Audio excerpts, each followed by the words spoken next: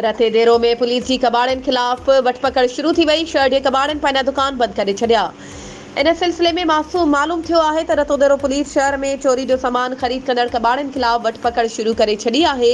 जे सबब गिरफ़्तारी जे डप खां शहर जे मुख़्तलिफ़ इलाइक़नि में कबाड़ जो सामान ख़रीद कंदड़ केतिरनि ई कबाड़नि पंहिंजा दुकान बंद करे छॾिया आहिनि।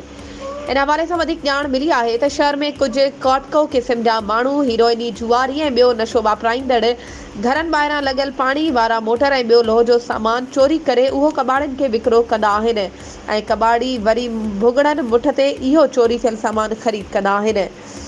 शहरनि पारां अहिड़े क़िस्म जी शिकायतुनि जा अंबार लॻण बाद घणे वक़्त खां पोइ रतोदेरो पुलिस पंहिंजूं अखियूं खोले हिन मसइले ते ध्यानु ॾेई कबाड़नि खिलाफ़ पंहिंजूं कार्रवाइयूं करणु शुरू करे ॾिनियूं आहिनि।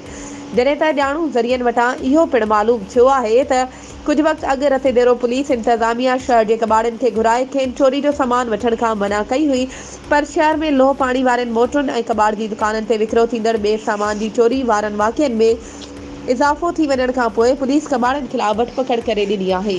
वधीक ख़बरुनि ऐं अपडेट्स जे लाइ असांजे चैनल खे सब्सक्राइब कयो ऐं हा, बेल आइकन खे प्रेस करणु न विसारिजो त जीअं असांजी हर नई अचण वारी वीडियो तव्हां ताईं पहुचे।